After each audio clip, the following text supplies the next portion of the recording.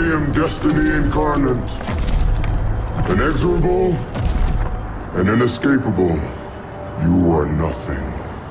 Insects, fated to be crushed beneath my heel without a moment's thought. Fighting is useless. Surrender.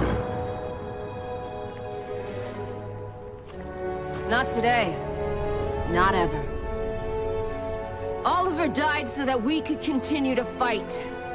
He sacrificed everything for this new world, and we will not fail him. We will not fail this world. For Oliver! For Oliver. For Oliver. For Oliver! For Oliver!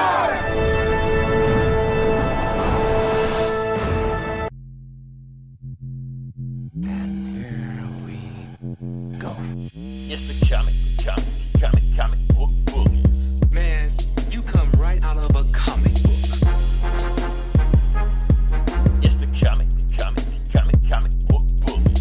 You will bow down before me! It's the comic book bullies. Now I am the master. It's the comic book bullies.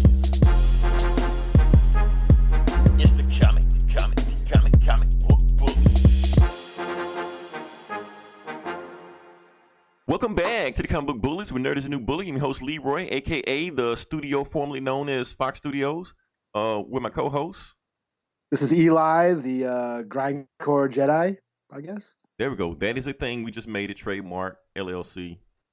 Mm-hmm. Trademark. That's one of my Twitter thingies. Oh, is it? I'm on the Twitter that I barely use. Yeah. Okay, I've been trying to get you on Twitter for 3 years. All of a sudden, now you have like alternate accounts and troll Twitter accounts. Okay. At Thrash Jaws, I'm still Thrash Jaws. Yeah. Okay. But I think it says that when you got to describe yourself or whatever, I think I got grindcore Jedi. Oh, is that one of those like personality tests, like describe me in 3 movies or some shit? Yeah, whatever. It's like the bio thing where it says your heading or some shit. Okay, So, I guess that's good first date conversation. I guess I don't know. Yeah, there you go. Yep. And Eli, guess what? What is it? We're recording. We are recording. We've been having some technical difficulties in the year of 2020. 2020 has been a rough year for us. Like podcast wise, but we're starting to get our shit together. Eventually, we're gonna figure this thing out, So let's go ahead and get to it. Let's start with some sad news to begin with. Like I said, it's like the first celebrity death of 2020, and for all of you that know, yes, Rocky Johnson has passed. For those who don't know who Rocky Johnson is, he was a WWF superstar back in the 70s, and also the father of Dwayne "The Rock" Johnson. The most electrifying man in sports entertainment history, or whatever you want to call it. The biggest Black Adam, basically. You know, if you haven't been living on the Rock, you know who the Rock is. So The Rundown. Yeah, classic movie. Definitely watch that. The Walking Tall remake. That was an underrated movie. It was, and they race swapped that character, and no one gave a shit. But that was before we were woke. That's why we can get away with shit like that. So. Yeah, Rocky Johnson passed. I didn't look at why he didn't. I think The Rock actually made a statement today how he passed and, what he actually had when he passed, something like that. Said he went peacefully, and that was a good thing about it. Funny thing is, The Rock actually played his dad on the 70s show. Remember the 70s show? That sitcom? Yeah, I don't remember that episode, though. Yeah, that episode, like, they went to the WWF wrestling venue, and they met Rocky Johnson, who was The Rock, and he was saying shit like, one day my son will be me, and he'll be the most electrifying man in sports, some shit like that, whatever like that. Yeah. So I thought that was pretty funny. Rock, of course, gets his name from his dad. Not only his dad, but also his granddad also. He's a wrestling prodigy, because his dad, when he first started wrestling, his name was Rocky Maivia, he used to be with the Nation of Domination, like the like a fake Nation of Islam wrestling group. We're going mad deep. Yeah, nobody knows this shit? I guess so. I don't follow wrestling, but I remember the Nation of Domination. Farouk and all the guys like that. But anyway, they were like some Nation of Islam type wrestlers like that. Rocky Maivia was with them. He got his name from his dad, The Rock, and then his grandfather name was Peter Maivia, his grandfather on his mom's side, So Rocky Maivia, so that's his whole thing. Reason I'm talking about that because Rock actually, since Rock is in everything, guess what, Eli? He's not in enough stuff. So he's actually coming out with more stuff, nigga. this fall, The Rock has a TV show on NBC coming out. Is it a sitcom It is a sitcom. with a laugh track and everything? Now that I don't know. It may or may not have a laugh track. It may be. Okay, remember Young Sheldon? Real popular? Yeah. So they're doing Yeah. a Young Rock. Oh, really? Yeah, just like they did Everybody Hates Chris, when Chris Rock was young telling his life story. The Rock is doing the same thing. So he's going to, I guess, cast a teenager. I guess he's going to narrate his life or some shit like that. Okay. Apparently he had some kind of wild-ass life. Like he lived in Hawaii and did some shit. He wanted to be a country singer in Nashville, and he wanted to, I don't know, be an astronaut or some shit, or a stand-up comedian. I don't know. Rock said he did some stupid shit, so we'll figure that out in this role. I'm pretty sure like I said, he said his mom was, got arrested for embezzlement or some shit. Not his mom, but his grandmom or some shit like that. I don't know. He had a weird life. The Rock is gonna talk about that in the show. So he was basically on Instagram just plugging his show the whole time. Not only that, but he's also playing Black Adam too. So yeah, a lot of shit going on. And I don't think he's in Fast and Furious anymore. Vin Diesel said it's not enough room in them for, biracial, bald head, muscle bound dudes. So, one gotta go. So yeah. So rest in peace to Rocky Johnson. Well, since while we're on celebrity deaths and it got cut off from last week's episode, I would like to do a shout out to Neil Peart. Mm-hmm. Rest in peace, Neil Peart, drummer for Rush, one of the greatest drummers of all time. I know you're not familiar with them, but I'm sure you've heard of their songs. Rush is one of the nerdiest bands ever. They wrote concept albums about fantasy and space civil wars and shit. Nerds back in the 70s and 80s loved Rush. They even had I read an article the other day that Marvel, one of the Defenders comics in the 70s, was dedicated to the band and even used their lyrics and some of the dialogue. And what did Doctor Strange turned into Red something? He got transformed into this evil character named Red something. I can't remember the name, but it was based off of the 2112 Rush album, The Priests, in the 2112 song, which is like a 20-minute long song about this space federation and this galactic civil war and this ultra-fascist planetary system where music and art is outlawed because it promotes free thought, and free thought leads to war and conflict. Very nerdy sci-fi shit. And Neil Peart wrote the lyrics, the drummer. So Neil Peart and me, because I play drums, he's been one of my inspirations. Most drummers, he's like a god to most drummers. And in most pop music, rock music, it's always the guitarist or the vocalist that get all the attention. But he was one of the few drummers that got the spotlight. So rest in peace to Neil Peart, drummer of Rush. Rush, one of the geekiest, nerdiest bands of all time. Oh, yeah. And that one of the Guitar Hero games, Guitar Hero, one of the levels to one of those games, you had to play the whole 2112 song, the whole 20 minutes of it to get past to the next level. level. That'd be like a final boss fight or some shit on that. It was like a final level for one. You had to get to the next stage. You had to beat that song. You had to play through the whole song, and each stage as you passed had references to that album. You went into the cave where he found the guitar. You went into the temple of the priests of Spherix, and I'm going deep into Rush lore, but but like I said, Rush, nerdiest band of all time. I'm sure you've heard Tom Sawyer and Limelight and Fly By Night, and we had a lot podcast of hits. episode last week, so that's for those that don't know why we did that. That's because we actually gave a tribute to Neil Peart on the last episode, but it got cut off for. Yeah, we're not pointing fingers. Yeah, so again, I'm still feeling it. This one hurts. He's basically a legend, and that's without him.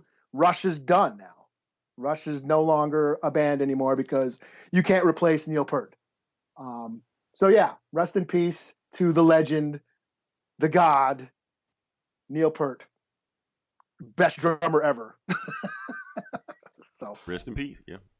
I forget that rock bands can play like in their 60s and 70s shit like that. Rappers don't do that. Once they hit 30, 35, they retire. They're done. Yeah, well, not yet. how old are Run DMC? I mean, Like in they're the not. 60s, but one of them's dead. So Yeah, but he got shot, so that doesn't count. yeah, one of them's a preacher. Then he not preaching. Then he became a reality star. Yeah. The other one writes comics. So And one of the Sugar Hill Gang guys died too, like last few weeks ago, wasn't it? did it? I didn't hear about that. Yeah. So We don't in rap. We don't think too fondly of the Sugar Hill Gang because they stole most of their raps. yeah, they did. Yeah, so But Grandmaster Flash is still touring, isn't he? I'm sure he is. I'm Furious sure he is. 5. Yeah. The Furious 5 still do shit. So, and they're like one of the originators, so they got to be getting old. You know? Okay, so I guess there's some Dougie Fresh is still out there. Yeah, I mean, how old is Dougie Fresh Africa comes to Bambaataa? Mississippi like all the time. Like Yeah, we're how sick old of is seeing Africa? him. Yeah, and Africa Bambaataa, and Dougie Fresh would be one. Okay, Biz Markie, what's he been doing lately? Anything? no idea. I'm pretty sure he's touring somewhere. I'm pretty sure I can call Biz Markie and get him down here if I wanted to. Hey, you want to perform? Sure. Oh shit. So yeah. Before we move on, let's just Eli. I might need some advice from you. All right.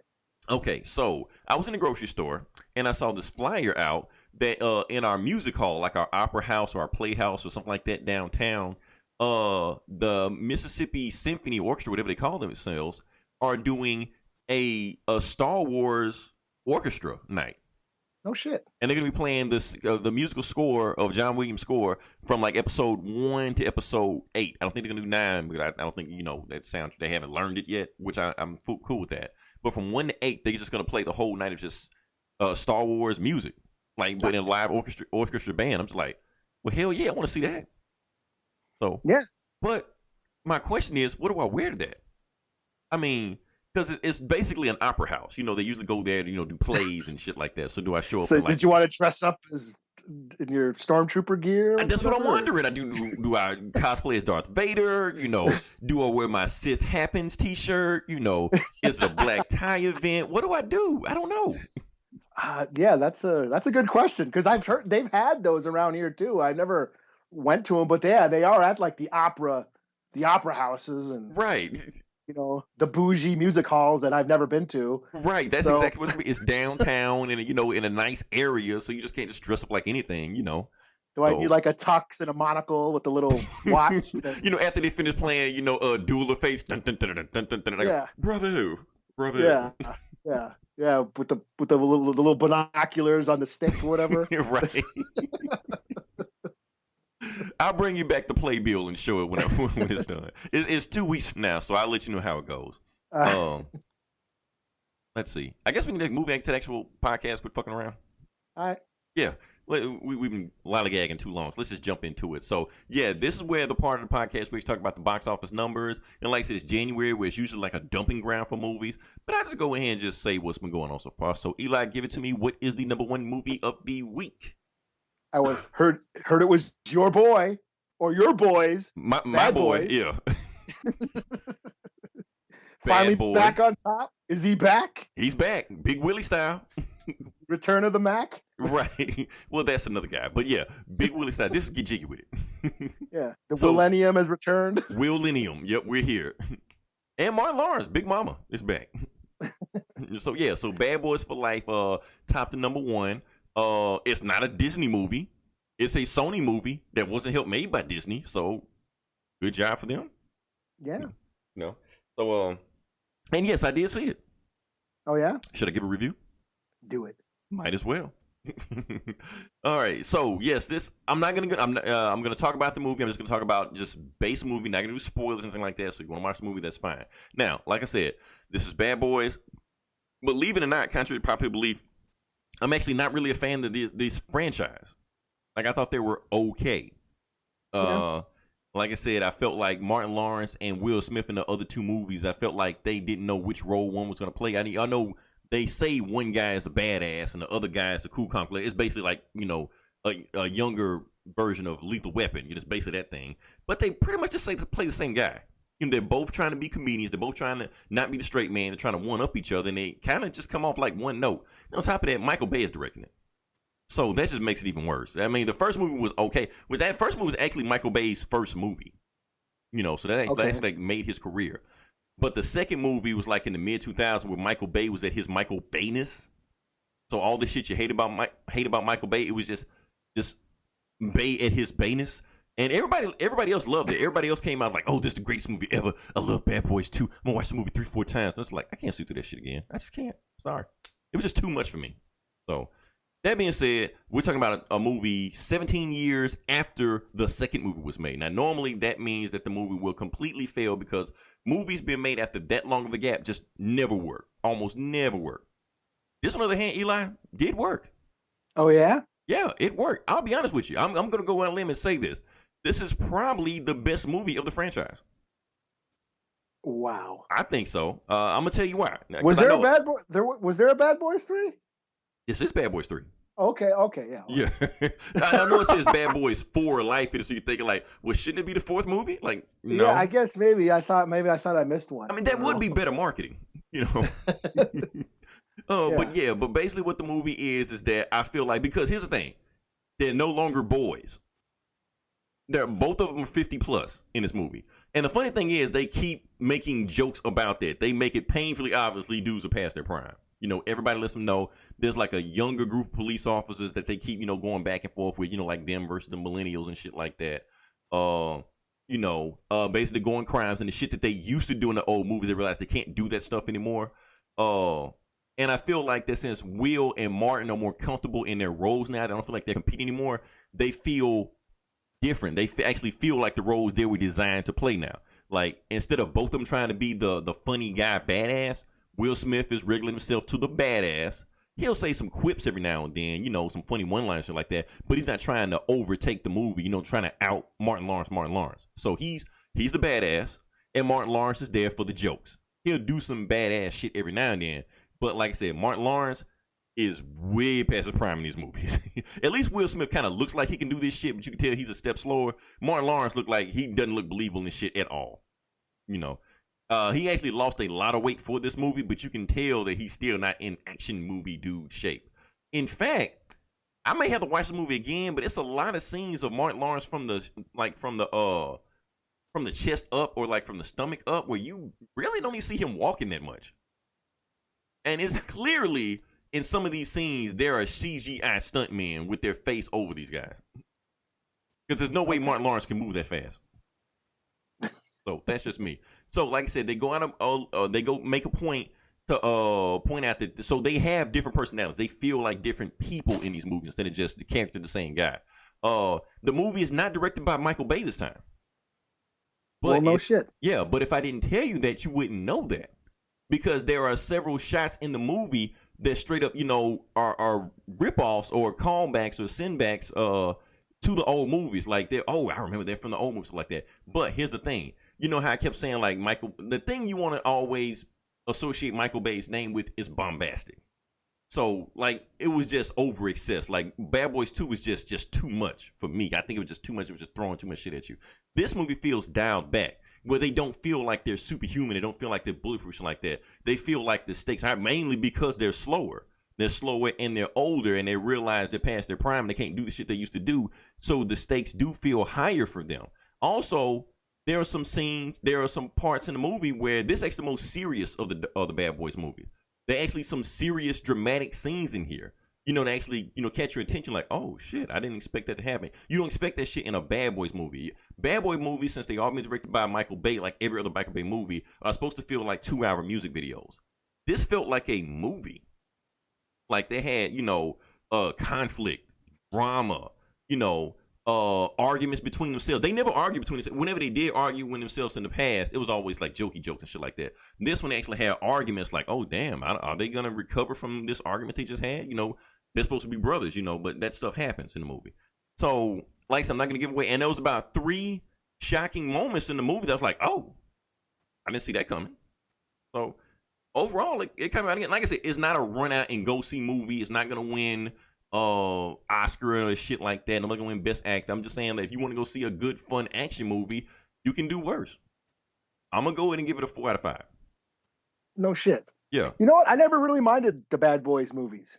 I mean, like I said, they were okay, but I feel like they were forgettable. Yeah. Like every other Michael Bay movie. I you know, they came out. Well, at least the first one came out before my hate affair with Will Smith started. You know. well, here's the thing. Here's the thing about that. The first movie, Will Smith wasn't the draw. He wasn't the first name on the marquee. Martin Lawrence was. Martin Lawrence was the biggest star back then. Okay, yeah. Yeah, so he was the leading guy in the movie. And matter of fact, they didn't even want Will Smith. He had to talk the studio into getting Will Smith. Matter of fact, this isn't supposed to be a Martin Lawrence Will Smith movie at all. The original Bad Boy script actually had Dana Carvey and John Lovitz in it. Yeah, I remember hearing about that. Yeah, but since something happened, they couldn't do it. That's when he decided to get Martin Lawrence, and he just like, you just find us another guy who like, well, get Will Smith, you know, even though they didn't want him, because like I said, at the time, he was just another rapper trying to break into acting. Back then, every rapper was trying to break into acting. You had Ice Cube, Ice-T, Queen Latifah, LL Cool J, Oh, Tupac. damn. Just imagine if Ice-T or Ice Cube was in this. Ooh, that actually would have been a good movie. Yeah.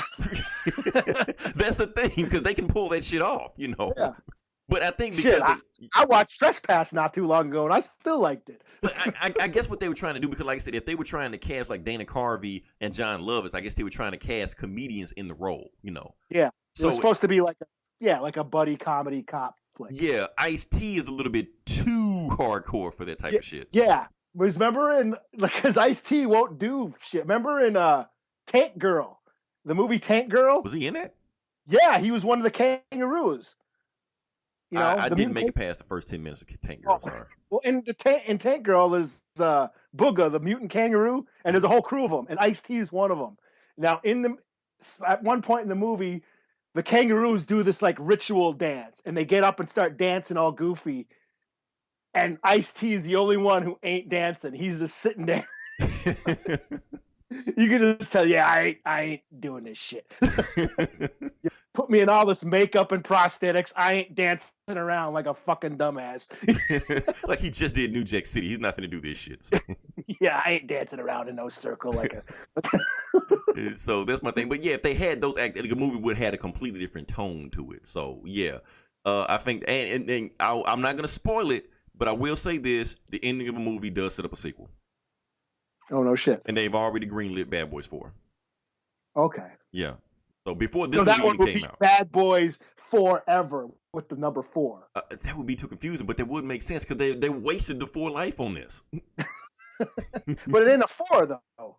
That's true. Maybe you know what I just realized, Eli. Okay, back in the day, like I said, when we were growing up, it was 3 and out. George Lucas wrote the rules for all this shit. He wrote the Holy Bible. 3 and out. Mm-hmm. You write through movies, get the fuck out. That shit is out the window now. There's no such thing as a trilogy anymore. Fast and the Furious killed that shit. They're like on 8, 9. So like they're like, why make 3? Why stop at 3? Keep this shit going. You know. So that and it very. I'm comparing it to Fast and the Furious, but it does. And one of the reasons I think this does feel like a probably the best movie of the series because I feel like they're doing something different. I feel like they're shaking up the formula for the first 2 movies and going to a completely different formula. And I think if they can keep going with that formula, this franchise has found life in it. We might see a bunch of bad ones. We'll see how it goes, you know. So they're not gonna stop at 3. It's not a trilogy. They're gonna keep cranking these movies out as long as these movies keep making money. But Martin Lawrence, there's no way he don't even look believable in this shit now. So I don't see how he's gonna look believable in this shit 3 years from now, 5 years from now, 10 years from now. Now, did Willie record a new song for this shit? No, he didn't. I'm pissed about that. But the last Will Smith movie I saw, and I didn't review this, was Aladdin. Now I shouldn't talk about Aladdin because we're kind of going past it. What about that one movie you saw where he's like the young he fights his younger self that just came out? Gemini Man? Yeah. Yeah, no song for that one either. That's why Will Smith movies aren't making money like they used to because he don't make music for them anymore. But he had Jim West Desperado. You don't want right. That was the big thing right that there. Shit don't rhyme. But he made it sound good, so you know. But for Aladdin, he did record music for Aladdin. Oh yeah. Yeah, I was listening to the song at the end of like when the credits were rolling. I was like, hey, Will Smith got a song, and guess what? $1 billion. Will Smith highest grossing movie of all time. So just make a fucking song with every album. I mean, with every movie. How hard is that, Will Smith? You want to make money, don't you?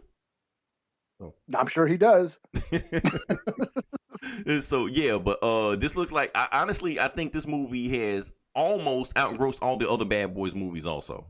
So it's gonna eventually be the highest grossing Bad Boys movie so far. So yeah, so part 4 is inevitable. So yeah, let's keep going past that. Let's see what else we got. We got number 2, Doolittle. Ooh, first week 22 million. Yeah.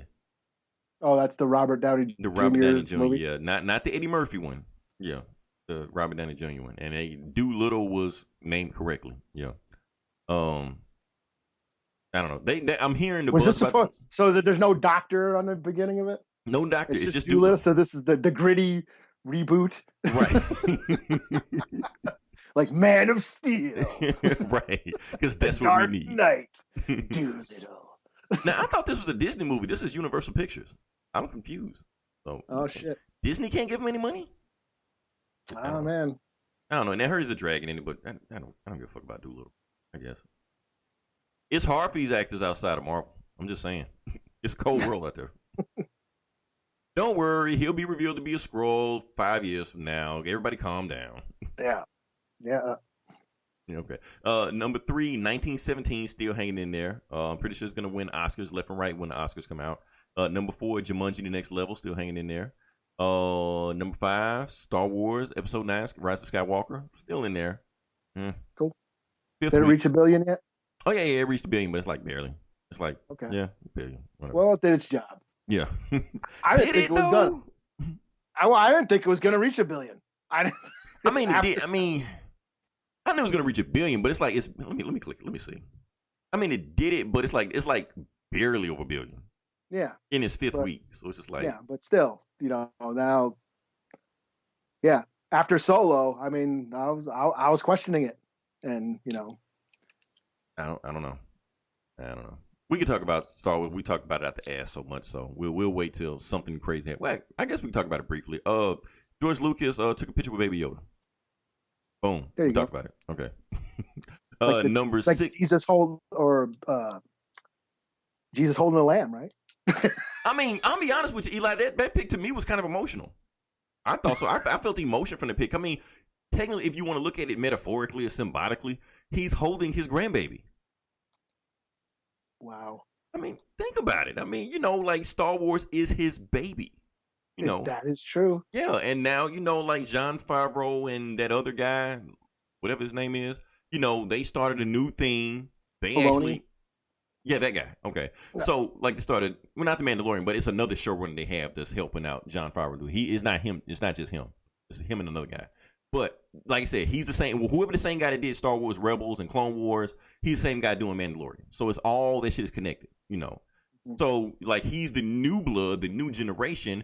And, George Lucas basically looking at like, even though I didn't have a hand in making Baby Yoda, I had a hand in making Baby Yoda. So it's like, he's the granddaddy. Well, Filoni was his prodigy. That guy. Yeah. Dave Filoni, yeah. I can remember his name, but that's the guy I was thinking about. Yeah. Yeah, he was George Lucas's Padawan. Basically, yeah. So I mean, all they said, no matter what you think of Star Wars state right now, George Lucas is still the granddaddy of all this shit. And you know what, Eli? I've come to accept the state that Star Wars is in. Star Wars has to move on from what George Lucas said. Like, it's not going to feel like George Lucas, and it shouldn't feel like George Lucas. No, it has to move on. It has to become its own thing now if it's going to survive. Yeah, that was the lesson of The Last Jedi. Yeah, and I feel People like ain't ready for that shit yet. Right, and that's the key. We like Last Jedi has so many fucking nuggets in there. They're dropping so many jewels in that movie that people just ignore. Oh yeah. Yeah, I know. That's what I'm saying. I could not talk about this shit for the past 2 years because every time I did, that movie sucks. You're a dumbass. Fuck you. Just give it time, Eli. Just give it time. We're gonna look back at Last Jedi and be like, damn, we really should have looked at that. We took the movie for granted. You know? Luke's a pussy. He didn't fucking chop off the Empire's head with his dick. Fuck that movie. Yeah.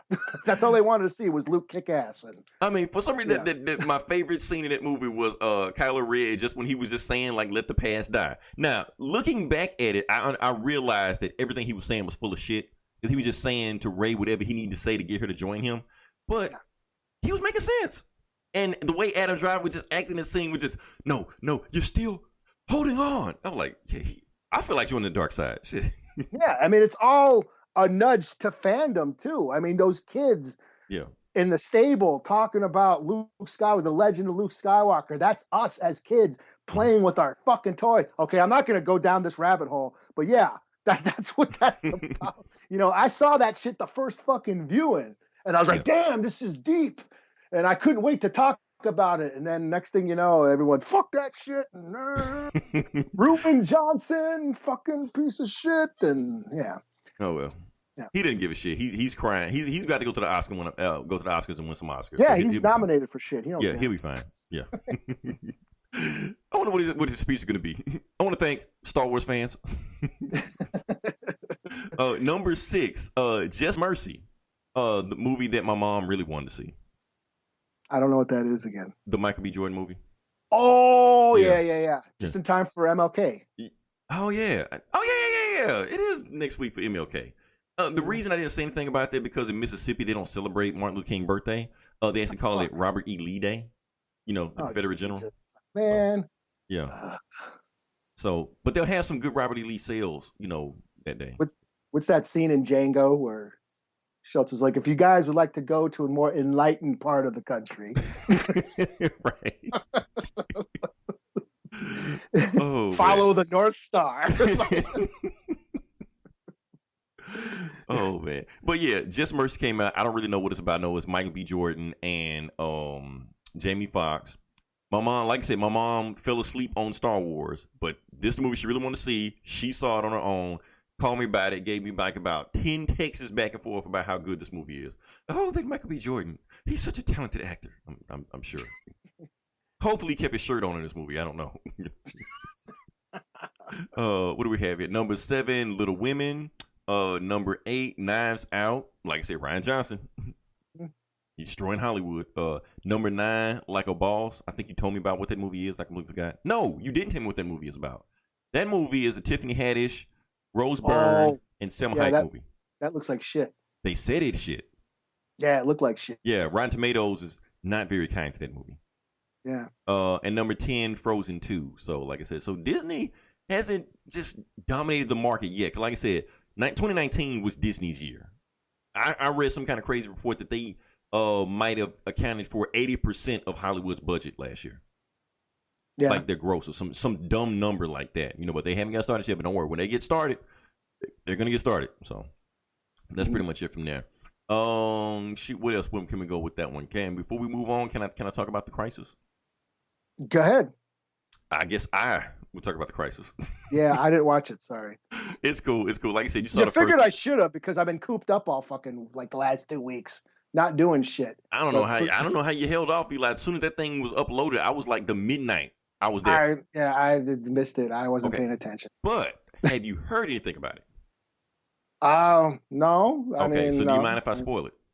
I don't care. I read the book, so what are you gonna do? Okay.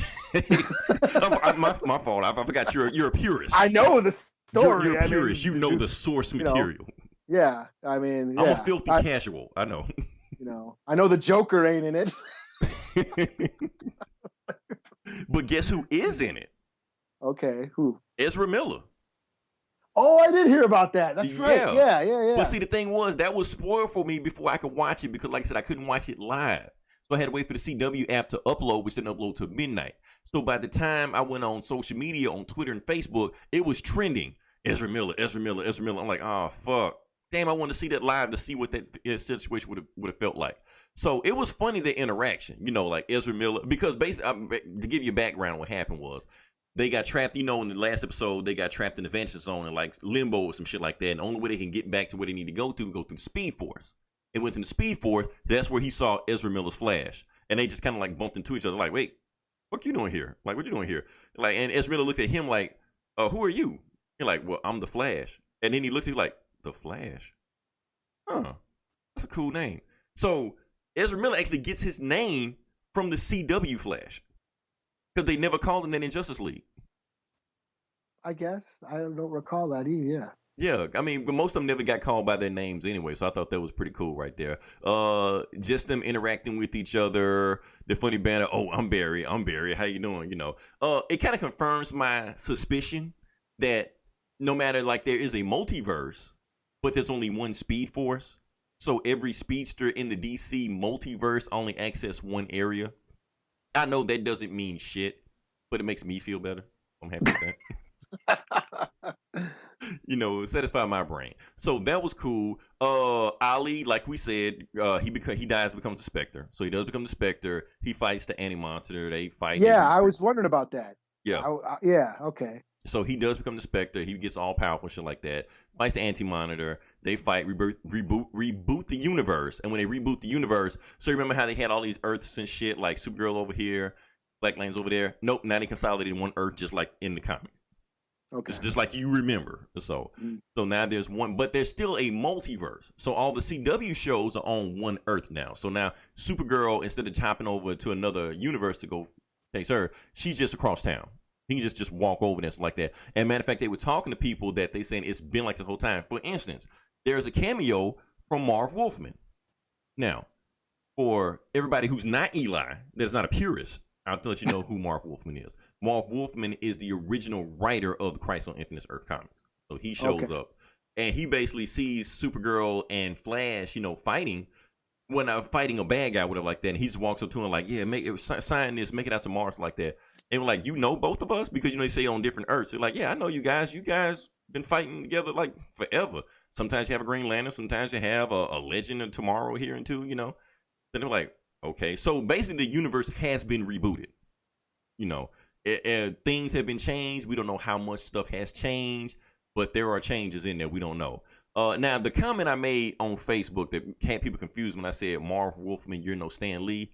This is what I meant. I had nothing to do with talking about Marv Wolfman's writing credentials versus Stan Lee writing credentials, because I'm going to just say this. Marv Wolfman can write Stan Lee under a table. That's just what it is. It's completely different era, so it was more required of him than that.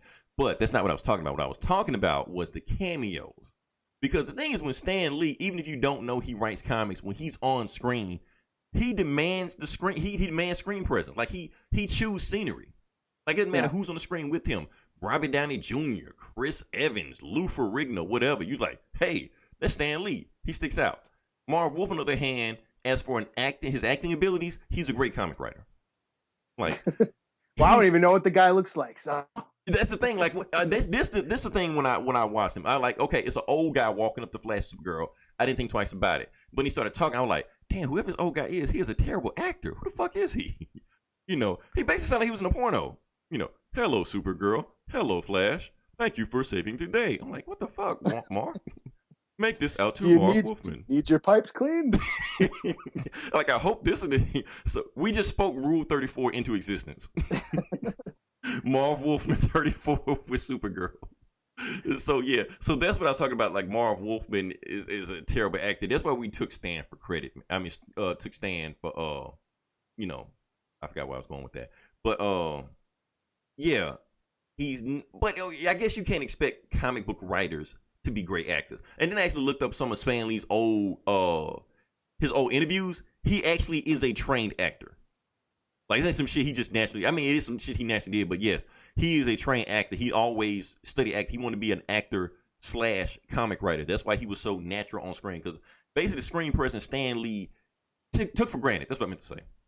Yeah. So the presence he had on screen, that's why he was on there. He knew, because basically Stan Lee was a persona for him. He was put on a persona where Marv Wolfman was just him. You could tell he's never acted before. So that's the only thing I meant with that. Not comparing them, their works of art or anything like that. Just cameos. Now, other than Stan Lee, I started thinking about it. What other comic writer actually had a really good cameo? And you know who I thought of? Besides Stan Lee? Frank Miller. Oh, you're talking about in Sin City where he played the priest? He played the priest. I hope it was worth it for you and that whore. And then he gets shot in the fucking face. Yeah. He was also in RoboCop 2. I think he played like worth a drug killing doctor. for, worth dying for. What does he say? Amen. Yeah. Right. Like that, to me, that was like my favorite comic book writer cameo besides Stan Lee. Todd McFarlane had good ones. I'm about to say Todd McFarlane. Todd McFarlane like Spawn. Every he episode said something, I can't of remember what he fucking said. Spawn. Yeah. Yeah, I can't remember what he said, but yeah. Ed Brubaker. Ed Brubaker was in Winter Soldier. Was he? Yeah, he was one of the doctors that was working on Winter. I think Winter Soldier even choked him out or something. Oh, I don't even know what he looks like. He's like a dude. A dude. Yeah, I mean, that's all I can say. Just like a dude, just like unassuming, you know. Like everybody's not Stan Lee. Just like let's look like, oh, you look like a comic writer. Like, nah, Yeah. some guys just. Well, I look mean, like, yeah, Stan Lee was like he was up in front. He, you know, we all knew who he was. yeah, like I said, Yeah. he created a character Mhm. basically, where everybody else was just people, you know. So that's all I can say about that.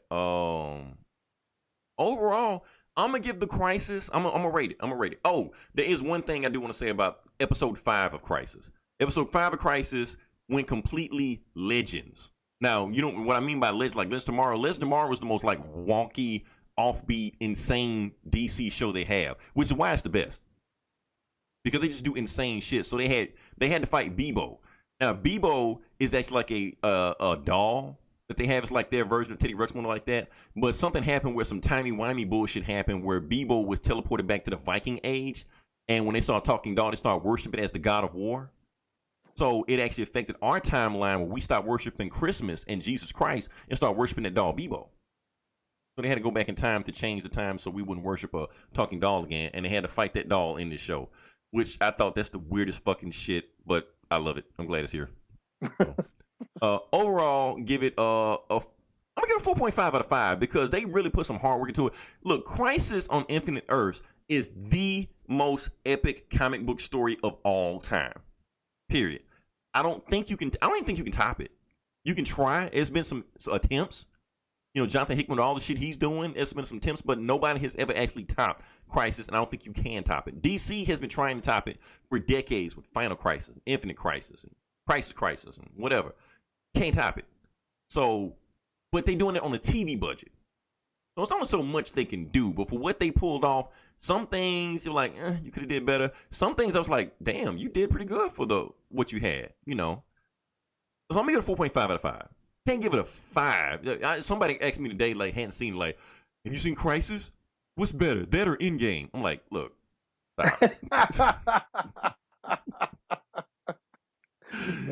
like, come on. Just tell him Crisis just to piss him off. Right. Just say Crisis. I'm gonna post that tomorrow. No, don't do it. Don't do it because you know if you do it, it's gonna start a shitstorm. Yeah, that'd be funny. Oh man, you're gonna post it, hadn't even seen it, just to watch people, just to troll people. And get kicked out of another group and shit. Because somebody's gonna agree with you just to fuck with people. No. Because we're not allowed to say Endgame is a good movie anymore. That's the thing. That's why people are gonna agree with you. I told you Endgame was shit. Yeah. Oh man. Or just say Batman and Ninja Turtles was the best comic book movie last year. Better than Endgame. Anytime you say anything's better than Endgame, people are gonna agree with it because now Scorsese has made it open season on Endgame. You're not allowed to like Marvel movies anymore. So. Oh, you are. According to every comic book website, yeah. Yeah, how dare you blaspheme? Remember that shit they said like Bob Iger called Martin Scorsese into his office or some shit? Yeah. They have a conversation about his comments. Everyone thought it was like he was gonna like fire Martin Scorsese from a job he doesn't even have with Disney. When it turned all that actually, you know what that meeting was about?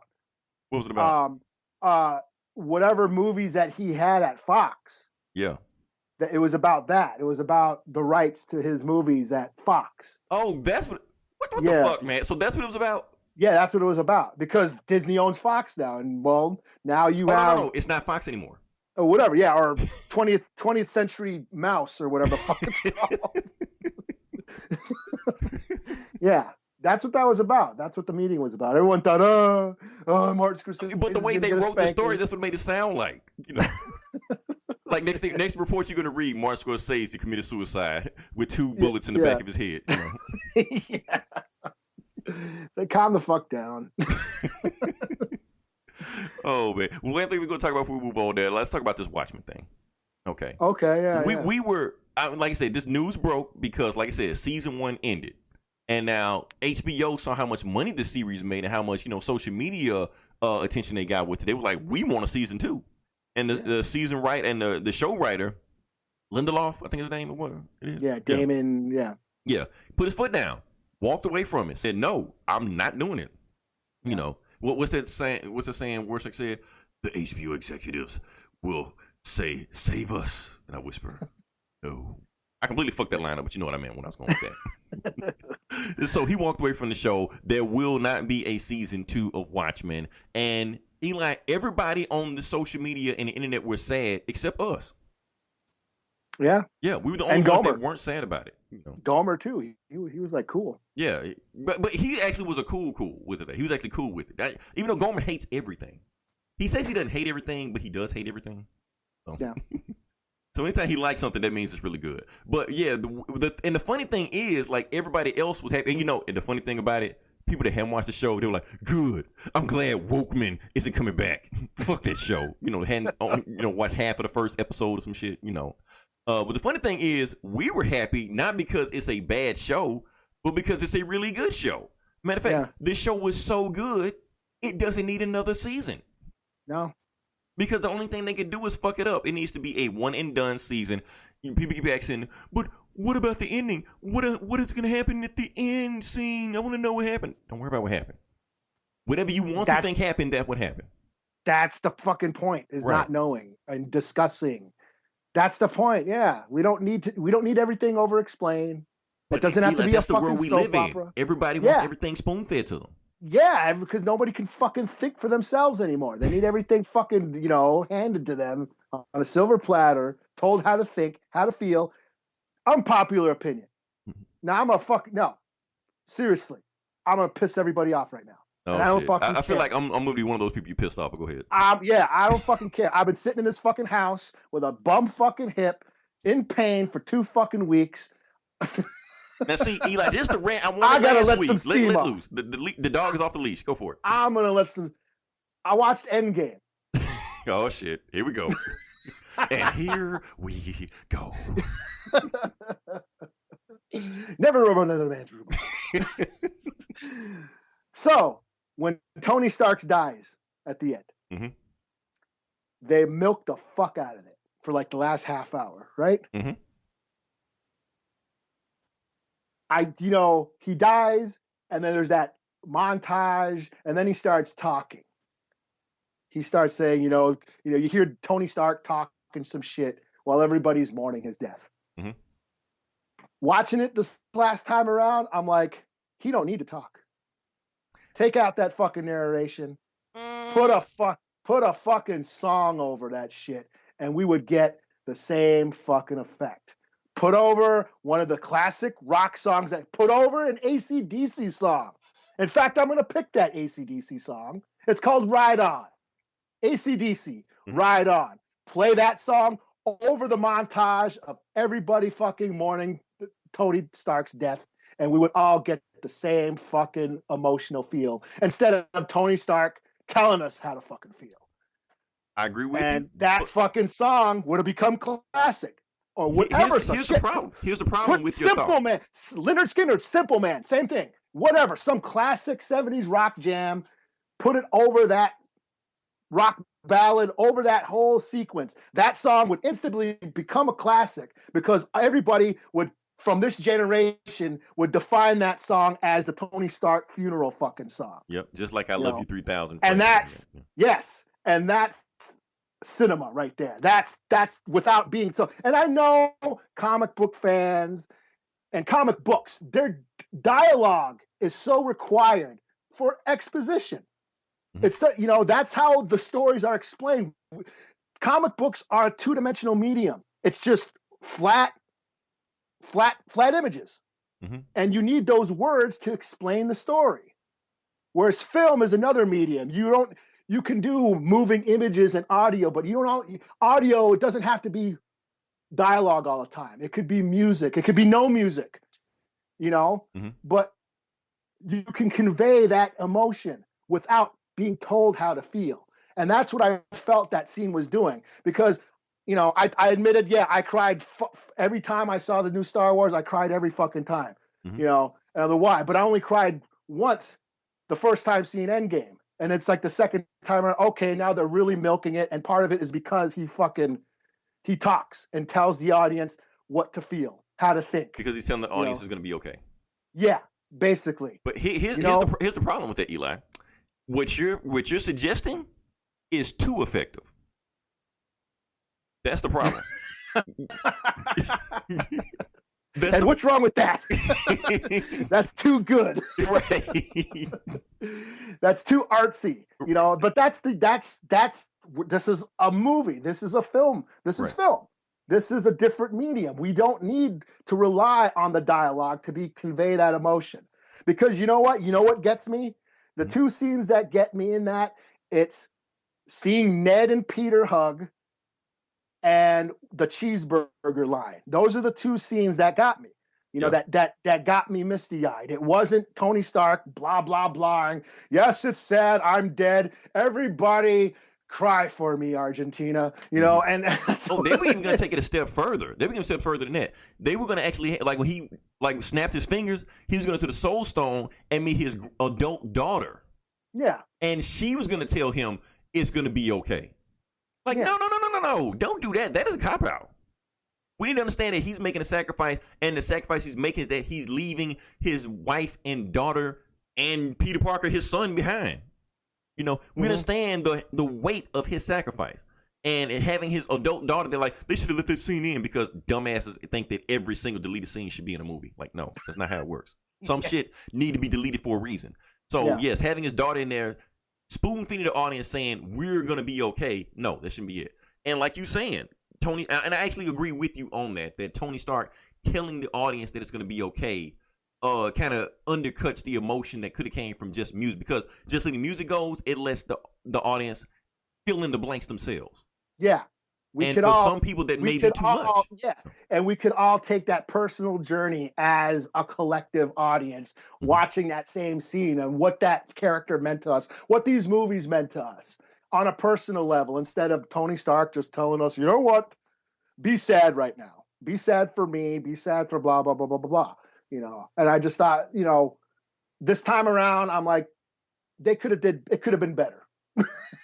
But the thing is, Marvel has. That's what Scorsese would have done. That's what Scorsese would have done, right? I agree with you on that one. Bada bing.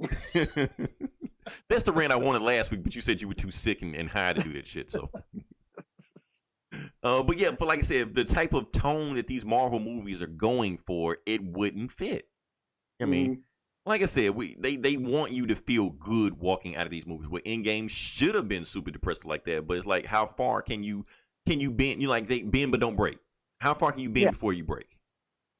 You know, it's like people talking about the new Star Wars about they should have shown all the Force ghosts at the end of the movie. Yeah, you're right. You know, I think they just had time to fucking work on this shit, maybe they could have did that, but they rushed this shit out. Okay, put a pin in that conversation. We're not gonna talk about it tonight, but we're gonna talk about the deleted scenes and the rewrite that they really had for like Rise of Skywalker. We're not gonna do it this week. Okay, but we'll do it because that's way too much to talk about right now. What we're talking about? Oh, Watchmen. No, don't do a season 2. It doesn't need to be over-explained. Right. The point of Watchmen was to have us discuss and debate what happened. We don't need to know. People don't want to do that anymore. People don't want to sit back and take a look at art and sit back and discuss and debate or interpret what they took from it. Yeah, they want everything spoon-fed. Just like with Crisis. I know I should not compare CW's Crisis with HBO's Watchmen. No, fuck it. That's better. Crisis is better. I'm going to put it on tomorrow. Posting that shit tomorrow. Crisis is better than Endgame.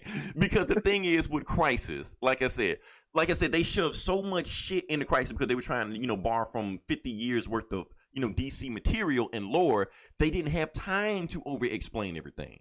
Like, for instance, like the spec, like, you know who Jim Corrigan is. Like I said, you reviewed the Detective Comic Books, whatever like that. He just popped up. I'm Jim Corrigan. Hey, I'm Spectre. Hey, you want to be the Spectre? Okay, boom. But it ain't over-explain this shit.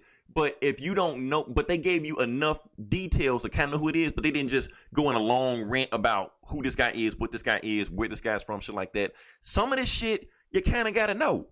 If you read the source material, a lot of shit you'll just know from the top of your head. But if you don't know the source material, they're throwing so much shit at you in the Crisis. Some of this shit is going to go over your head like, wait, what happened? So they didn't spoon feed you with Crisis. Some of this shit you have to either come in with you, or they do explain it, but they just give you like a quick 1 minute sentence and then move on to something else because they got so much other plot lines they have to take on. Because, like I said, Crisis is a huge story that they have to cram into 5 episodes. So, yeah, Crisis is like Watchmen. So yeah. it's better. I agree with you. Better Endgame. Yeah. But the thing is, like, the Watchmen comic and the Watchmen show, they're both making a comment on the current times that they take place in. That's what the comic did.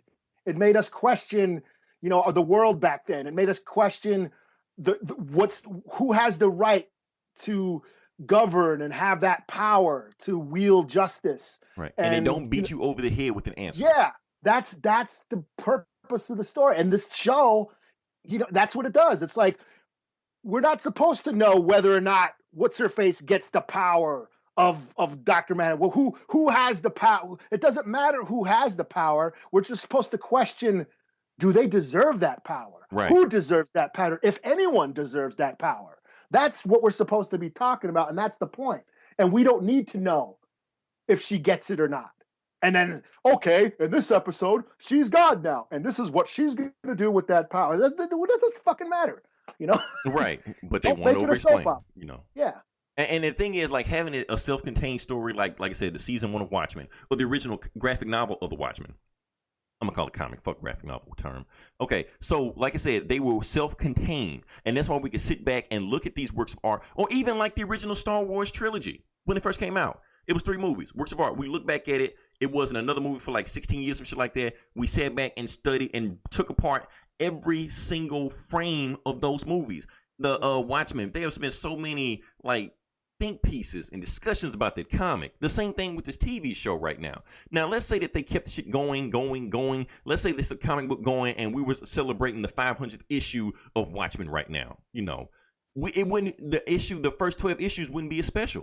It would just be some other shit. Yeah.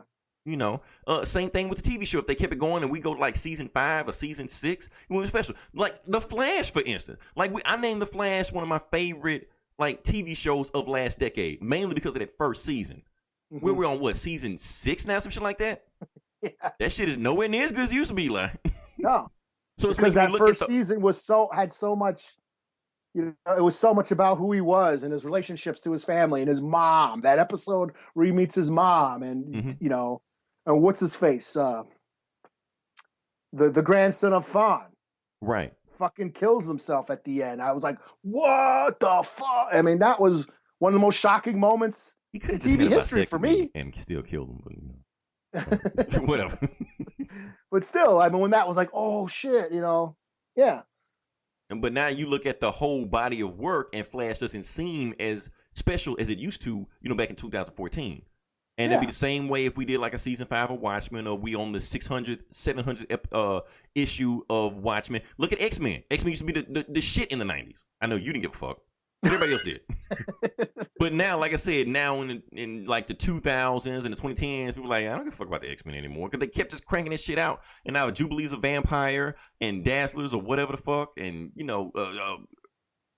Wolverine, Cyclops, and Jean Grey are all swing hitters now. Right. It's just like, what the living fuck? in the same house. And like some shit you just need to be just that, and that's it, and move on like that. Honestly, I think that's one reason why anime and manga are more popular right now than comics.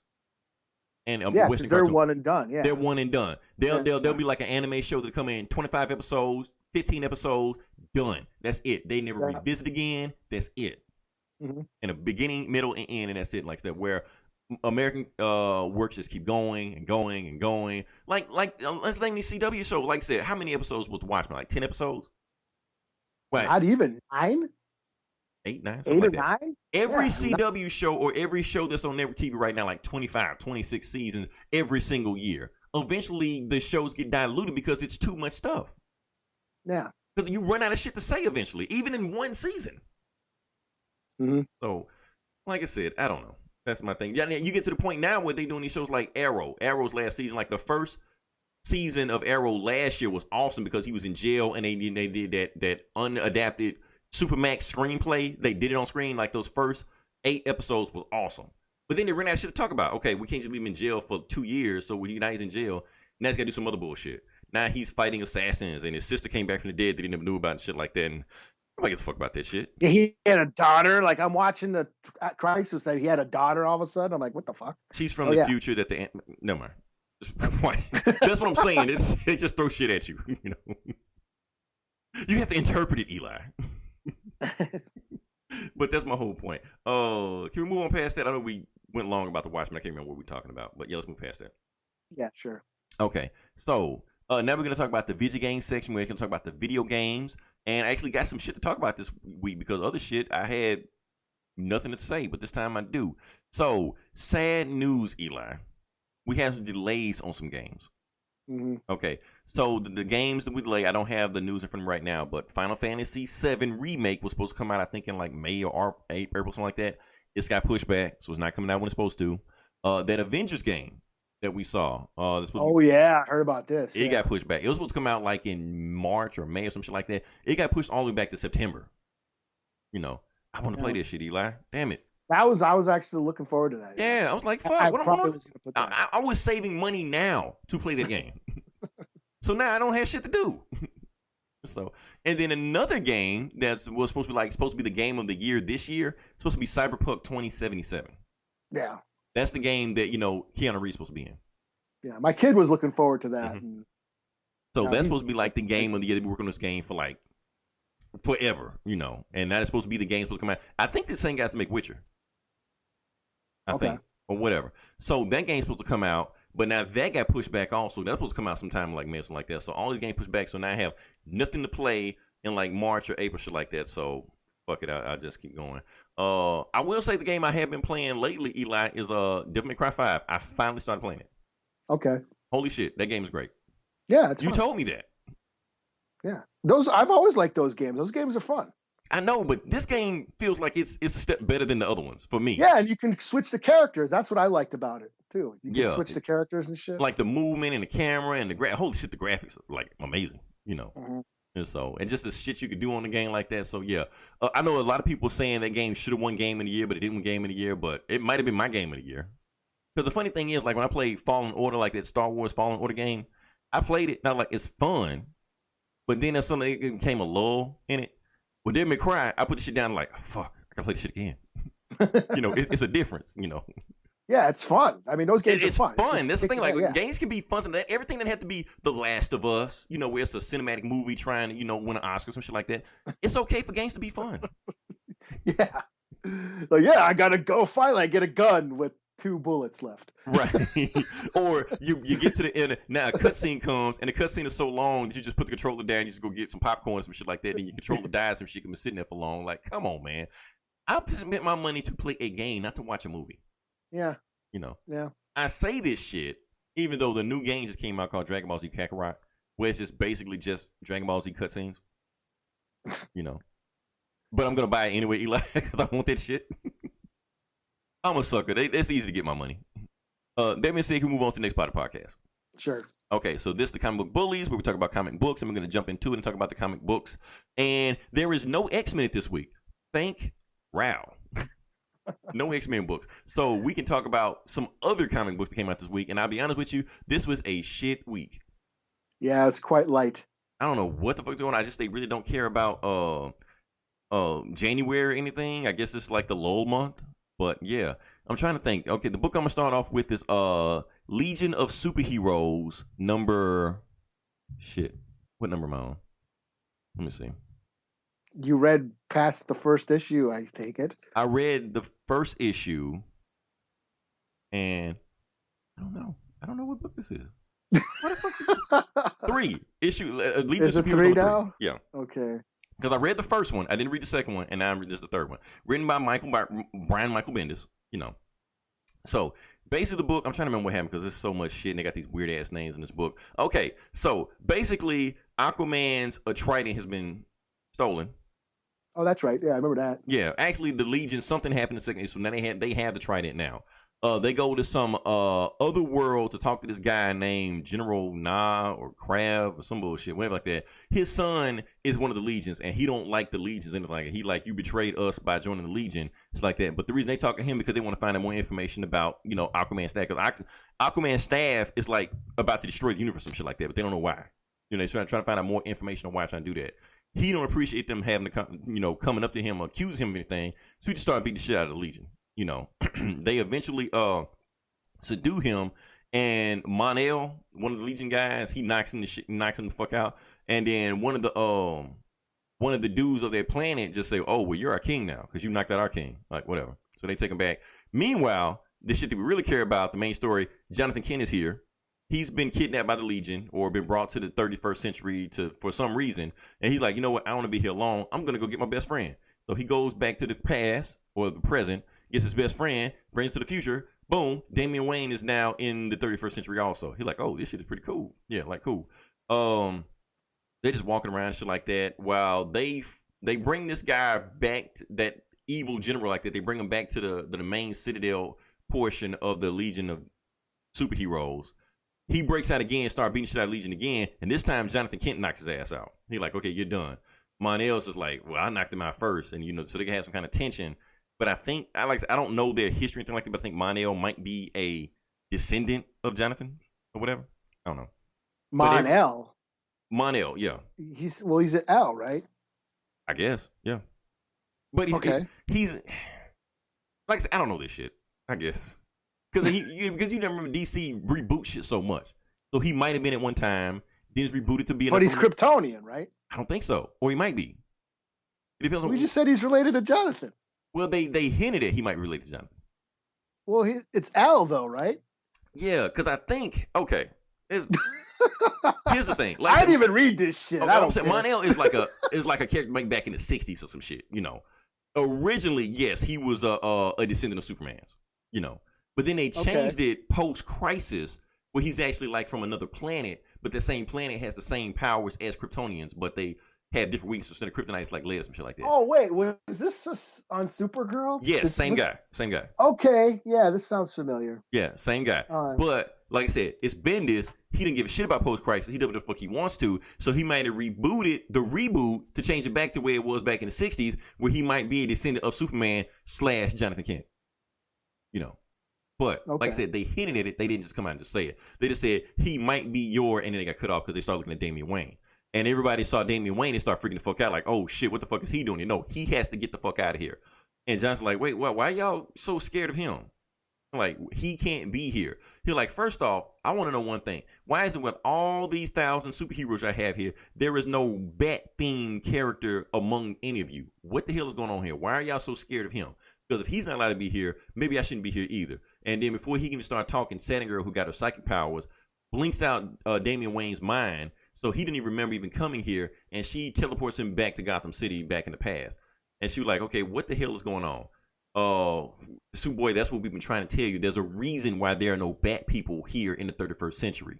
And there's a reason why I didn't want Damian Wayne here, and there's a reason why you have to be here. Let's go to the orientation we've been trying to tell you since the first issue. So they go. So they go, and then somebody makes a joke about Damian Wayne calling him Baby Hitler. I think Brainiac did it. You know, they're like, don't call him Baby Hitler. They're like, well, he might not even be the same one. This might be an alternate reality version of Damian. He might not do it, you know. Some other bullshit happens at the end, but that's it. So, anyway, this book is so fucking confusing because everybody keep popping up. It's like about this thing. These books have like 1,000 heroes in them. They all got name tags and shit because you keep forgetting who they are. Colossal Boy, Ultra Boy, something Boy. Lightning Lad. I think he's like the descendant of Black Lightning or some shit. I don't know who the fuck these people are, you know.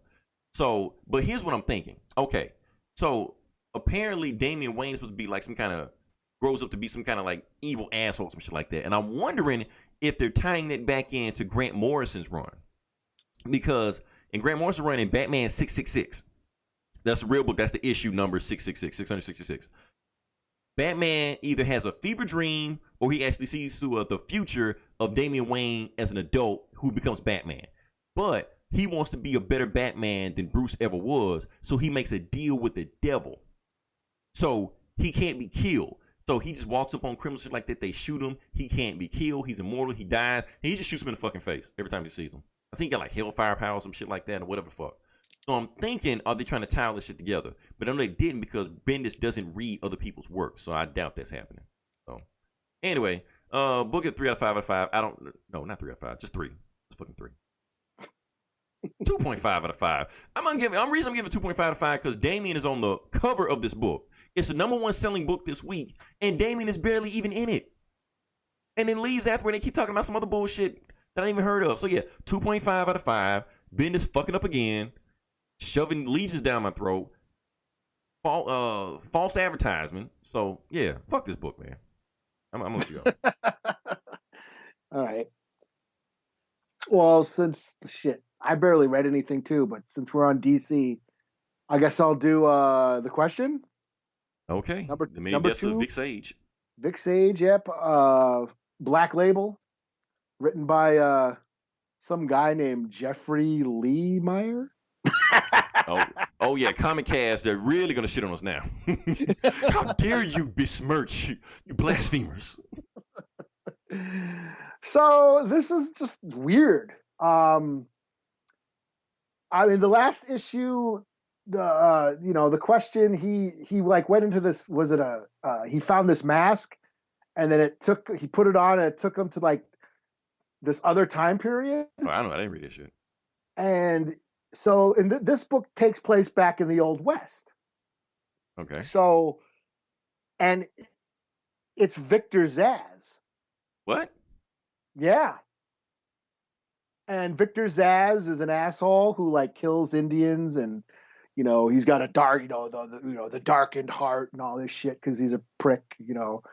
Comes to this Old West town, saves a black guy from being hung, and then the posse that are after him. And then some native, I think, is she supposed to be native? She's in buckskin and she's got bows and arrows and shit, but she's got like red hair. I don't know if Red Wolf, the woke version. Okay, yeah, I don't know. She's got red hair. I don't know, to make some shit up. I don't know. Not many redheaded, natives I've seen around, but okay. And then she's got a bow and arrow, of course. Everybody else got guns, but she's got a bow and arrow and shit. And she tells Vic Sage that, some guy named Charlie's supposed to kill the devil. And then it flashes back at the end. It flashes back to the 40s or whatever, where it takes place. And Vic Sage is, going like, what the fuck's happening? So I don't know if we're going through all these different lives of Vic Sage, like the many deaths of Vic Sage. But it's just weird. I'm just wondering. It's not a bad book. I mean, it was an interesting story. Old West tale, basically. It's funny because I've been watching Westerns all weekend. Yeah, you said it. Unforgiven and Django Unchained. Yeah, I was watching Tombstone and Revenant and Outlaw Josie Wales and shit. Yeah. So yeah, I mean, it's not a bad story. It's just I'm just wondering what the fuck's happening. Basically, I don't know what's going on. So I give it a 3 out of 5. What? I mean, the art's a 3 out of 5 for the Holy Writ of Jeff Lemire? I just don't know what's happening. That's all. I mean, it's just like we're gonna listen to Comic Cast. And they're gonna spoon feed this shit to us. We don't want interpretations. Yeah, well, they liked it. I listened to it today. I was. They already gave what they gave it 6.5 out of 5 or what? I don't know if everybody read it, but I know Gomer liked it, and they don't have to read it to like it. But no, I just don't. I mean, it's not bad. I just don't know what's happening. You know what I mean? I'm like, what the hell? It's just flashbacks. Like this is just an Old West tale in this one. So I don't know. So yeah, 3. I'll give it a 3.5 out of 5. Oh, there you go. Good. Peer pressure. Yeah, Sienkiewicz is doing the art. Sienkiewicz did like the colors and shit. Dennis Cowan drew it. I knew that. One of the creators of Milestone. So yeah, art's really good. Art's really good. So yeah. Question number 2. Ooh, all right. I guess. Not number. Okay, next book I'm gonna do is Valkryie number 7. So Okay. I'm really liking this book, like this series, Eli. People are really sleeping on this book. They really need to pay attention to Valkryie. It's one of my favorite Marvel books. All right. So, like I said, so what's going on in this book, this is part 2 of some other arc that's going on right now. So apparently Death is dying. Like Lady Death is dying. And she's being killed by the Death of Death. Now, the Death of Death looks like the Living Tribunal, but with a skull face. So, and they basically have gone into the body of Death, or, but, it's all metaphorical. It's all metaphysical. So because, Death doesn't have a body, so there's like a metaphor. They're in Death's body, and they're fighting anti-toxins or, white blood cells, but, they're really just defending Death to stop people from coming. But eventually get to the point where nobody's stopping them from entering the body of Death. So obviously, I mean, Death is so weak that Death can't even defend itself. So if Death kills itself, so if Death of Death kills Death, there'll be no more Death. So they eventually make it to the ferryman named Charon. Now, Charon, I may be saying his name right, but Charon in Greek mythology is the boat ferryman that takes living souls and carry their souls to the land of the dead. I'm not smart. This was one of the missions on God of War 3. So that's where I got that shit from.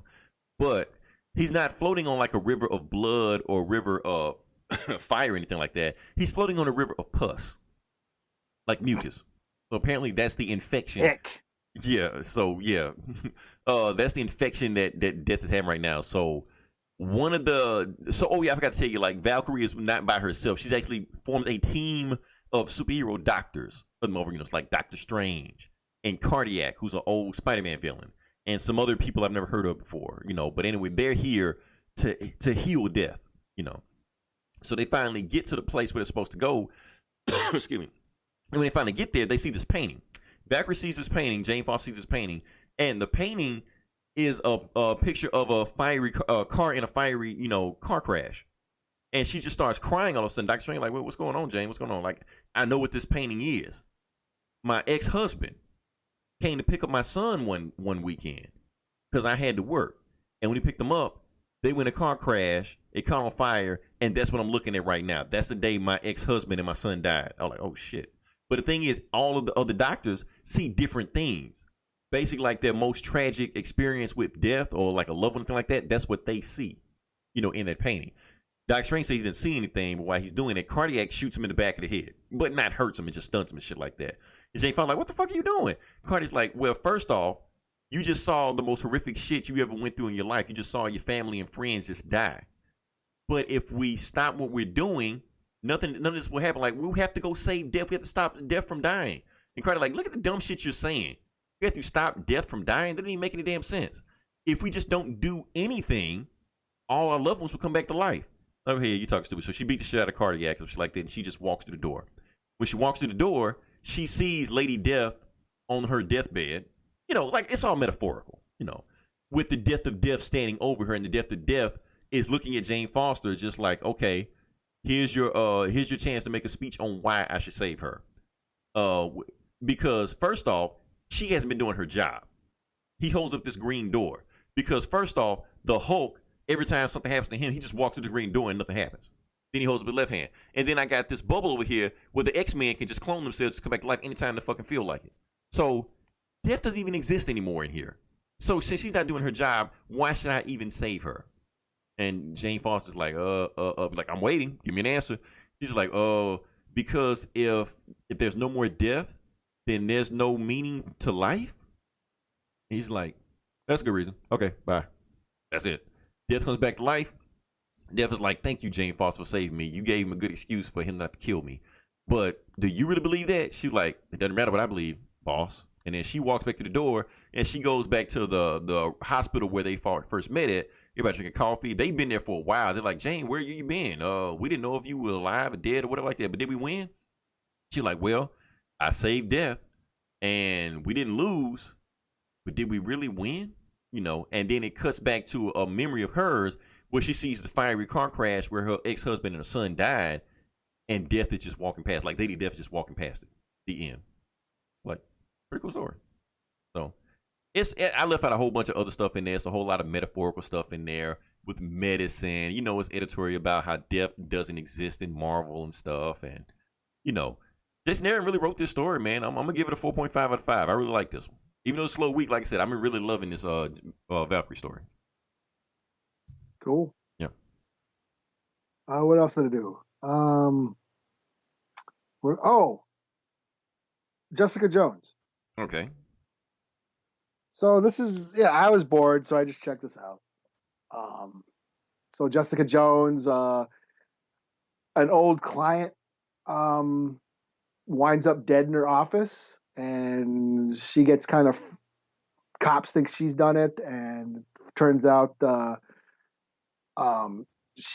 was an old client of hers. Her boyfriend was abusing her, and she had hired her to find out if he was cheating on her, but she never got the proof, and then she sort of disappeared, and then all of a sudden she winds up dead in her office. Matt Murdock bails her out of jail. She goes back to her office to investigate, and she gets shot in the head, and that's like end of the story, end of this issue. I was like, whoa, what the fuck? So kind of an intriguing, hard-boiled detective story. So we'll see how it goes. I give it a 4 out of 5. I was surprisingly into it. Okay. I started to get it. Only thing about Jessica Jones is that it is Brian Michael Bendis' baby. Even though, like I said, we shit on Bendis all the time on here, but his Jessica Jones story is like really, really good. That's like what made Bendis. So having somebody else take over the character like Kelly Thompson made me like, no. Yeah.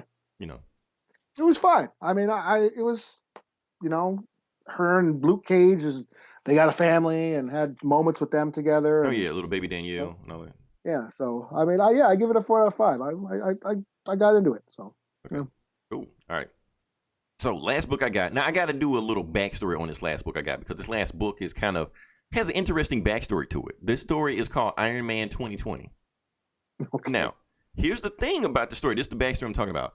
This is actually a kind of like a remake or I don't know, something like that of an older story, because there was a story back in 1984 called Machine Man 2020 where he fought Iron Man 2020, and it was the Iron Man of the future, and the story and the Iron Man in that story was named Arnold Stark. But we're in the future, like right now.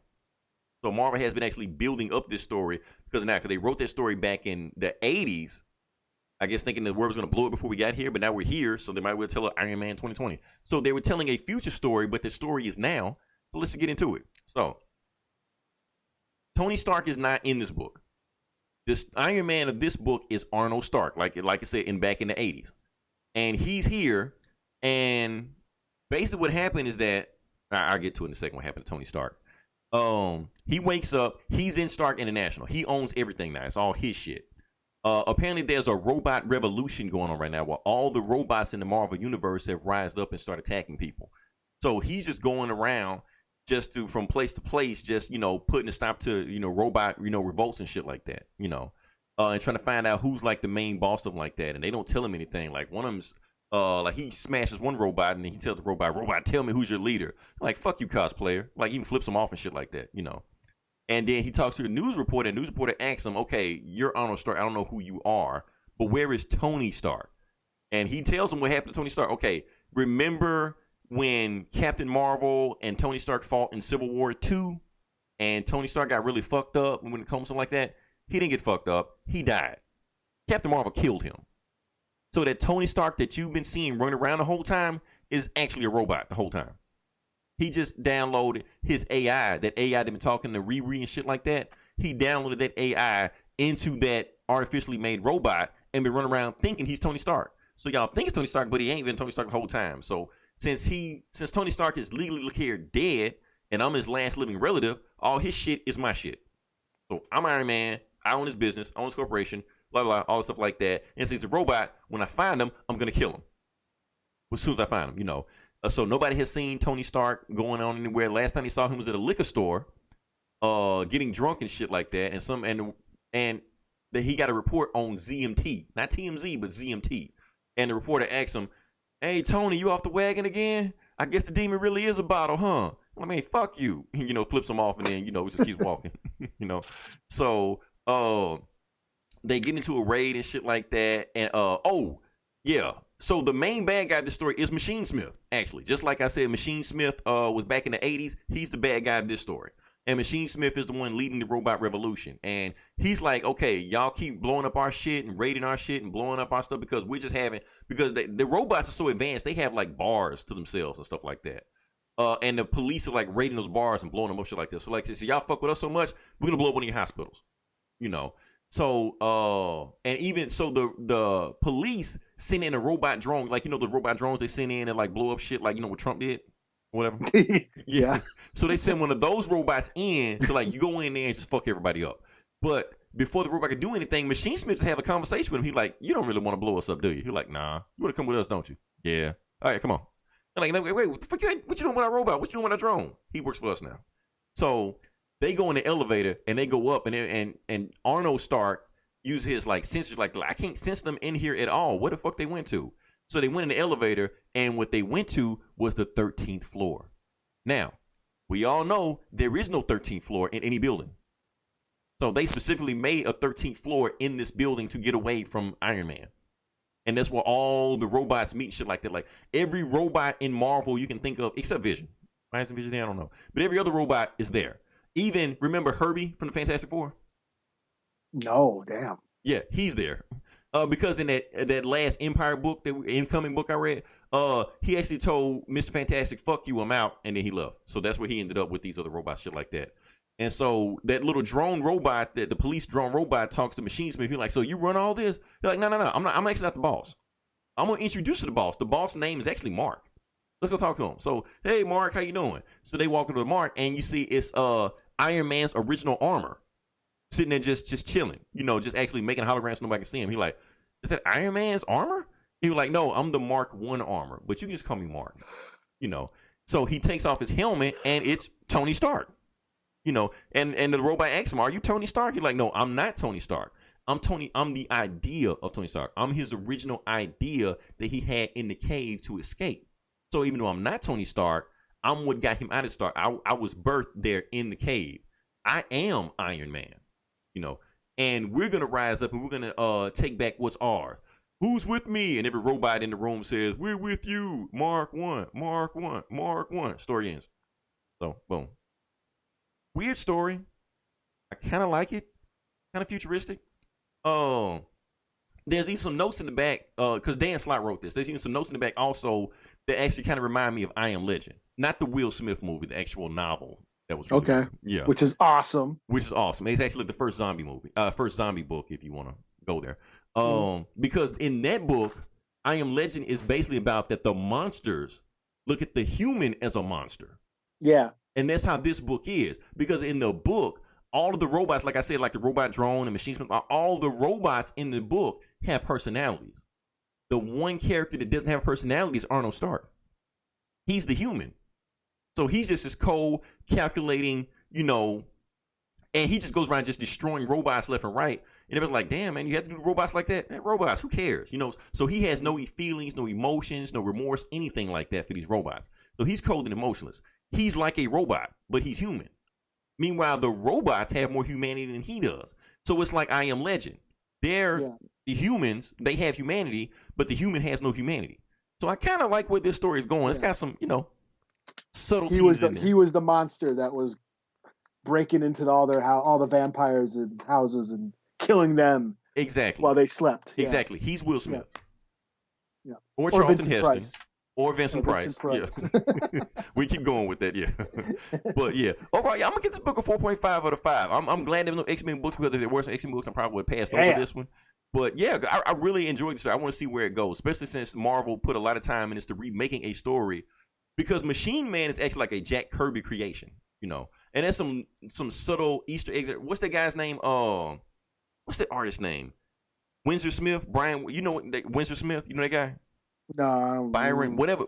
Byron was. He was like real popular in the 80s. Wrote all kind of shit, Wolverine, shit like that. Anyway, he drew the original Machine Smith book, and the hospital that Machine Smith was going to blow up was named after him, like the Win Smith Hospital, some shit like that. You know, just little nods like that. So they really put some time in this book, man. I like it when they take time for continuity. You know, so I'll give them points for that. Yes, that's all I got. Yeah, all right. I don't think. What did I read something else. I can't remember. I gotta get up then. Oh, okay. Grab my tablet. I'm prepared. Oh shit! What did I read? Yeah. Oh yeah, my meds are wearing off. Oh, okay. Oh, Hellboy. That's what I read. Yeah, Hellboy did come out. Yeah, I started to get that. I read that. That was I barely. It's the winter special, so it was like 3 stories, 3 different tales. You know, only one of them had Hellboy in it, but 3 different tales from the Hellboy universe. I mean, at this point, Hellboy's kind of like a shared universe anyway. Yeah, it was fun for what it was. Nothing great, nothing mind blowing. The one with Hellboy, he fights this ghost, or doesn't really fight him, but goes and goes into a haunted house and, you know, finds a ghost. There's one where it's kind of like a murder mystery, and there's like a monster in it that looks like the Wendigo, like the real Wendigo, the scary Wendigo, not the Marvel furry ape that they, you know, killer teddy bear. Yeah, the big white teddy bear. But the actual, you know, scary looking Wendigo. And then there's another one with takes place in the Crusades, and they're fighting a beast, and there's a cool twist at the end. It was fine. It's 3 out of 5. Nothing spectacular, but it was just a 1-shot, 3 1-shot stories. You know, short stories. You know, standalone tales. You know, just for new readers. You know, getting into Hellboy, just, you know, they can stand on their own. So, yeah, 3 out of 5. Nice. Okay. Shoot, any other books we got? That's all I got. All right, cool. Like I said, we got this in the books. Hopefully, everything went smoothly this time. We get this shit together in 2020. If you listen this long, definitely like, share, and subscribe. Definitely listen to our other podcasts. We have Geek Saf, our sister podcast. We have Comic Cast. Like I said, we shitted on Question. Actually, Eli shit on Question. They're gonna love it. I didn't really shit on it. Yeah, I was indifferent to it. Oh no! You better not Ryan Gomer me. Indifferent. Right. Okay, so definitely listen to Comic Cast, listen to books that they review. Also listen to Get Valiant, listen to Hoodoo TV, Wrestling Council, Talking Balls. It's done. You don't have to listen anymore. Really done, because Tennessee lost, man. Yep, they're done. And 2 weeks from now, we're getting the Super Bowl. I guess I have to give a shit. Somebody won the day. I don't know. I was kind of halfway paying attention. I don't know. Yeah. The Packers lost. That's all I give a shit about. The Packers lost. All I know is that somebody's team won that is throwing a party 2 weeks from now. So that's all I care about. You're like, my team won. You can come to the party. I'm like, cool. Okay. I'll bring some beer or whatever. So, Instruments Instruction. Listen to Instruments Instruction. And this Geeks and Comics. They recorded another one. Listen to them. Check them out. See what's going on. And we'll come back with another episode next week. I don't know what the hell is going to happen. We'll figure it out. Hopefully some better books. More X books that's happen. Until then, this is Leroy. This is Eli. We'll talk to you guys next week. Same bully time, same bully channel.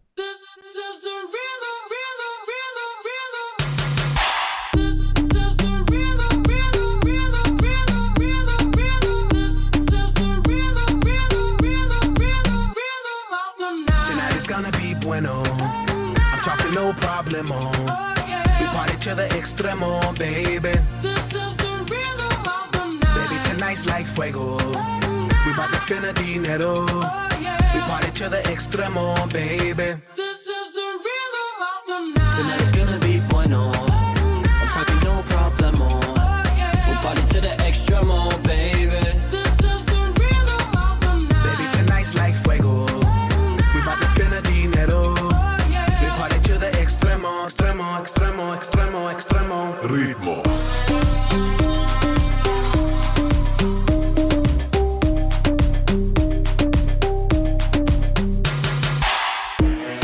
The rhythm, the rebel, styles upon styles upon styles. I got several. Born to be wild, cause I live like a dead devil. Live it up, hit 'em up, that's a scenario. Tupac, I get around like a merry-go. Rooftop, I am on top of the pedestal. Flu shot, I am so sick, I need medical. Puta, I learned that shit down in Mexico. Ay, niggas start coming with our hot shit.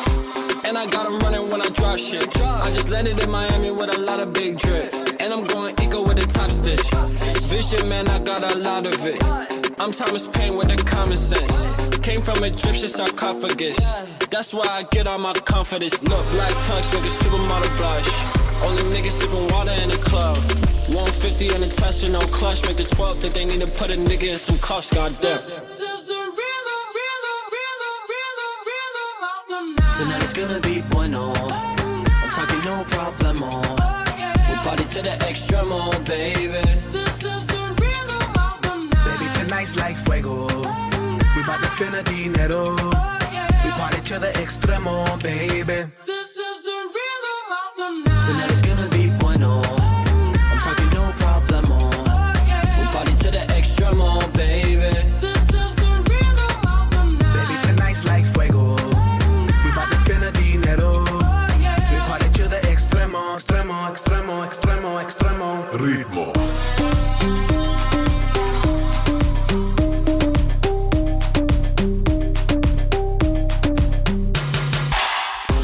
No son ni Reebok ni Sonai.